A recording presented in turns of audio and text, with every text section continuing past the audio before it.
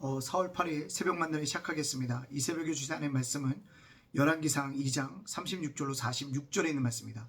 열왕기상 2장 36절로 46절, 열왕기상 2장 36절로 46절입니다. 제가 봉독해 올리겠습니다.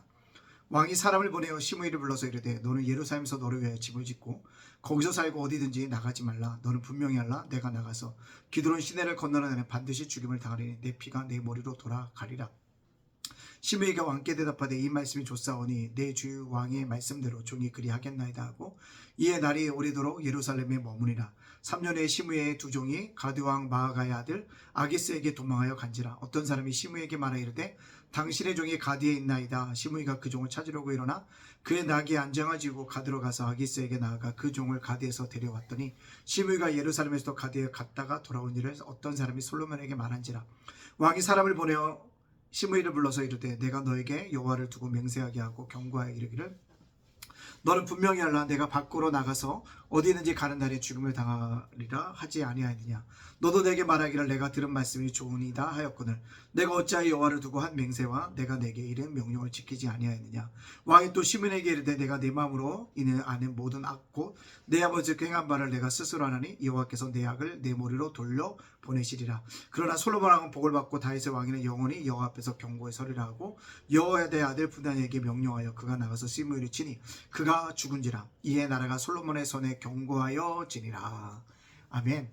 오늘도 새벽 만나러 싸울 수 있도록 하신 하나님께 감사하고요. 말씀을 하루로 열어가는 여러분들 주님의 이름으로 축복합니다. 오늘도 은총의 자녀로서 주님의 은총을 강구할 수 있는 그런 믿음의 자녀로 살아갈 수 있기를 간절히 원합니다. 제가 생명의 삶을 통해서 계속적으로 새벽 만나를 진행하고 있습니다. 오늘은 시므이가 죽어나가는 것을 발견하게 되어집니다. 특별히 다윗이 죽으면서 세 명을 이해하겠습니다. 첫 번째 요압, 앞전에 죽었죠. 두 번째 시므이, 마지막으로 바르실레의 아들들을 선대하다라고 합니다. 오늘 봐도 시므이에 대해서 얘기하고 있습니다. 솔로몬이 다윗에게 그 얘기를 듣고 솔로몬이 누구요? 시므이를 부릅니다. 그리고 약속하죠. 어떤 약속입니까? 예루살렘 안에서만 살아라. 예루살렘 밖으로 나가면 네가 뭐라? 죽으리다 라고 얘기합니다. 어떻게 생각하느냐 묻니까 오케이 했어요. 좋다라는 거죠. 약속을 받아내고 지키지 않으면 죽이겠다는 얘기를 분명히 했습니다. 그리고 상대방도 분명히 그것을 오케이 한 상황이었습니다.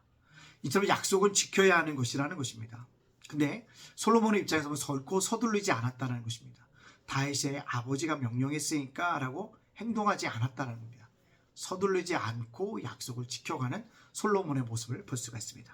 근데 약속을 어긴 사람이 누구냐? 시므이였습니다. 자기 두 종이 가드에게 도망갑니다. 결국 예루살렘을 벗어나서 그 종을 잡아갖고 옵니다.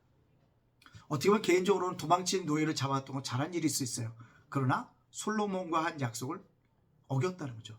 결국 그것을 누군가가 얘기해 줌으로 말미암아 솔로몬을 불러들이고 시므이에게 너랑 나랑 약속한 것을 상기시키고 뭡니까? 죽음을 당하게 되어진 것들을 볼 수가 있습니다. 결국 시므이는 약속을 어긴 것으로서 죽음을 당하고 있다는 사실들을 우리에게 보여주고 있습니다. 결국 이 죽음이라고 하는 것은 다윗에게 행한 일에 대한 온당치 않음에 대한 결과물이었다라는 것입니다. 하나님이 그를 향하신 분명한 뭐가 있었다? 뜻이 세워지고 있음을 우리에게 보여주고 있다라는 것입니다. 그렇다면 여러분들 시므이의 죽음에 대해서 우리가 좀 더 생각해 봅니다. 왜 다윗이 죽이지 않고 아들에게 넘겼을까요? 그것은요, 다윗이 시므이에게 약속했기 때문에 그렇습니다. 네가 오늘 나에게 저주한 것으로 해서 내가 너를 죽이지 않겠다고 다윗은 분명히 약속했습니다. 하지만 시므이가 한 일을 잃어버리는 않았다는 거죠. 그래서 자기가 죽음을 앞두고 유언하면서 솔로몬에게 분명하게 얘기합니다. 시므이가 했던 일들은 온당치 않다. 그에 대해서 분명히 어떻게 해요? 그 행동에 대한 결과를 분명히 치를 것에 대해서 솔로몬에게 이야기를 해주고 있다는 것입니다.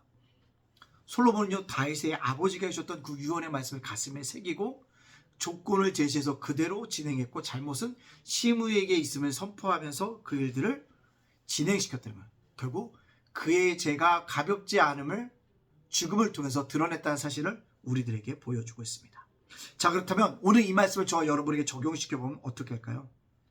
하나님의 행하시는 일을 인정하고 받아들이라는 것입니다. 시므이는요, 사울왕이 영원한 왕위를 누리지 않았습니다. 그러나 하나님께서 사울왕을 패하고 다윗을 세웠다는 거죠. 시므이도 사울왕을 대신해서 다윗이 왕이 된 것을 분명히 인지하고 알고 있었습니다. 하나님의 뜻인 것을 분명히 알고 있었습니다. 그럼에도 불구하고 자기 아들에게 쫓겨나가니까 다윗을 저주하고 있더라는 것입니다. 어떻게 보면 단순히 이것은 다윗에게 한 행동이라고 우리가 생각할 수 있지만 그렇지 않습니다. 결국 사울을 패하고 다윗을 세우셨던 하나님에 대한 계획에 대한 정면적인 도전이었습니다. 그 도전을 하나님께서 뭐하지 않다? 묵도하지 않으시고 다윗이 아닌 솔로몬 때의 그 일들을 행하셨다는 사실들을 우리가 바라봐야 한다는 사실입니다. 단순히 다윗의 문제가 아니라 누구에게 도전하는 행위였다? 하나님에게 도전하는 행위였다는 사실입니다. 사랑하는 예단가족 여러분들, 우리가 하나님이 일을 하실 때요, 저것이 하나님의 일이야 라고 얘기하면 도전하지 말아야 합니다. 묵묵히 순종해야 하는 것입니다. 그것이 저와 여러분에게 영육이 은혜롭고 복받는 길이라는 사실들을 기억해야 한다라는 것입니다. 그럼 누군가 저에게 물으시면, 아니 목사님 어떻게 그렇게 얘기할 수 있습니까? 근데 중요한 건 시므이가 죽은 후에 46절에 분명히입니다. 이에 나라가 솔로몬의 손에 견고하여지니라. 안정됐다는 거죠. 편안함을 찾았다는 것입니다. 사사기에도 똑해요. 범죄합니다. 이방 나라들이 그를 공격합니다. 하나님께 간구합니다. 사사를 보내줍니다. 사사가 평정하니까 다시 옛 원칙으로 돌아온다는 거죠. 성경에 기록하는 것들 중에서는 이렇게 뭔가 문제가 다 해결되고 하나님의 뜻이 완전히 세워졌을 때가 견고하여진다, 평안하다라고 얘기했던 거죠. 즉 하나님의 뜻이었다는 사실인 겁니다. 하나님의 생각이 누구요? 솔로몬과 같았다는 것입니다. 그것을 통해서 우리들에게 보여주고 있다는 것입니다. 따라서 저와 여러분이 오늘 말씀을 꼭 깨달아야 될 겁니다. 하나님 일에 도전하지 말라는 거다. 단지 그것을 인정하고 받아들이고 순종하라는 것입니다. 그렇게 살아간다면 저와 여러분이 영육간의 복을 받는 은혜가 있게 되어 줄 줄로 믿습니다. 어제 설교하면서 얘기했습니다. 달릴과 같이 뜻을 정한 인생이라는 거예요.